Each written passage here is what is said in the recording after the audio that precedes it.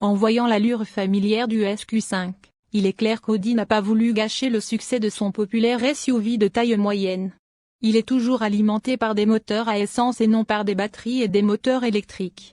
En vente au printemps prochain ou au début de l'été en tant que modèle 2025, les nouveaux SQ5 sont construits sur l'architecture Premium Plateforme Combustion, PC, d'Audi, ce qui devrait être la dernière nouvelle plateforme à d'essence de la marque. Alors que la silhouette et la forme de la serre, les fenêtres, sont ce à quoi nous sommes habitués lorsque nous imaginons un SQ5, le design est entièrement nouveau.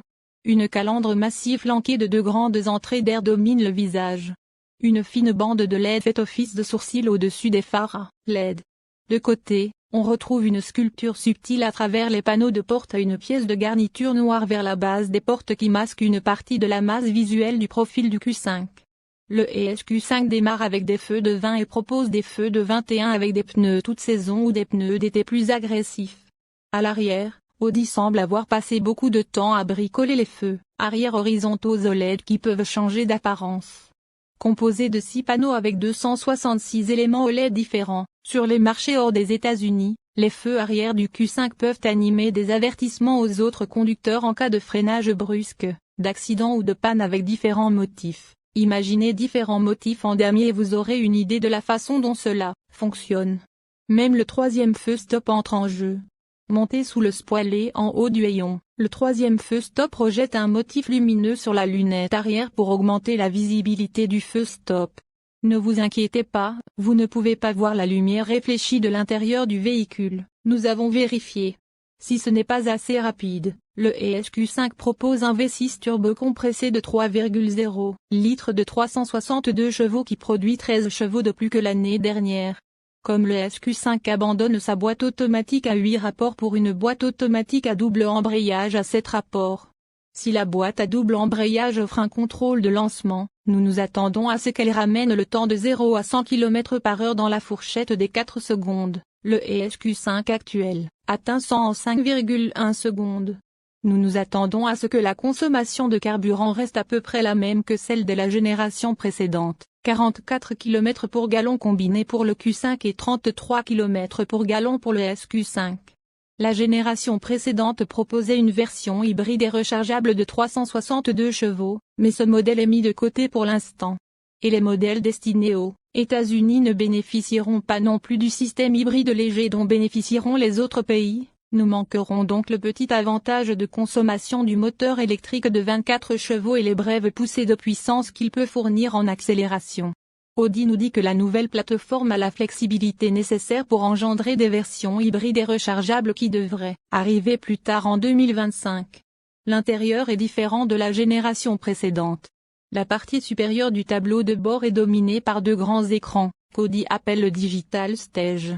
L'écran tactile central mesure 14,5 pouces et est le gardien de tous les paramètres, commandes audio, CVC et autres commandes du véhicule. Heureusement, il y a un bouton de volume qui peut être utilisé comme joystick pour sauter une piste ou comme fonction de recherche pour la radio.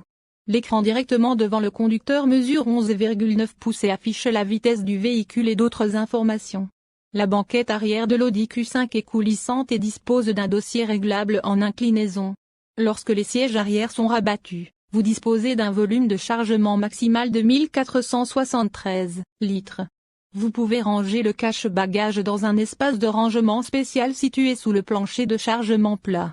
Audi signale également la présence des prises USB-C suffisamment puissantes pour recharger les ordinateurs portables ainsi que les smartphones et les tablettes.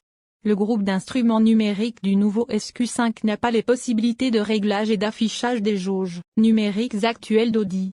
Peut-être pour compenser cela, un affichage tête haute, HUD, avec une zone de projection 85% plus grande est disponible. Un troisième écran de 10,9 pouces pour que le passager puisse contrôler plus facilement le système d'infodivertissement ou regarder des vidéos est en option.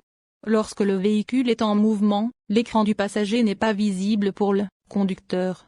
Historiquement, près de la moitié de tous les Q5, y compris le SQ5, ont été vendus aux États-Unis, et leur popularité ici devrait se poursuivre lorsque les nouvelles versions seront commercialisées au printemps ou au début de l'été 2025, grâce à l'approche conservatrice d'Audi à l'extérieur et à son succès dans la modernisation de l'habitacle.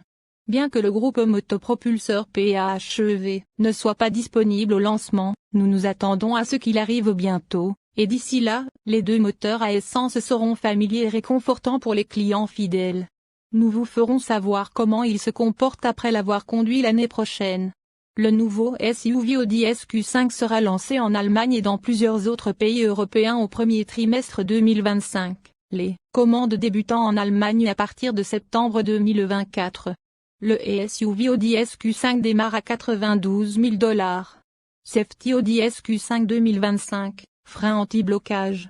Les freins ABS détectent automatiquement lorsqu'un pneu s'arrête de tourner lors d'un freinage extrême et modulent la pression de freinage pour permettre au pneu de tourner. Cela augmente la capacité du véhicule à tourner pendant le freinage. Contrôle de stabilité. Le contrôle de stabilité détecte automatiquement lorsque les limites de maniabilité du véhicule ont été dépassées, et réduit la puissance du moteur et applique certains freins pour empêcher le conducteur de perdre le contrôle du véhicule. Coussins gonflables frontaux. Les coussins gonflables frontaux pour le conducteur et le passager ont été conçus pour protéger la tête en cas de collision.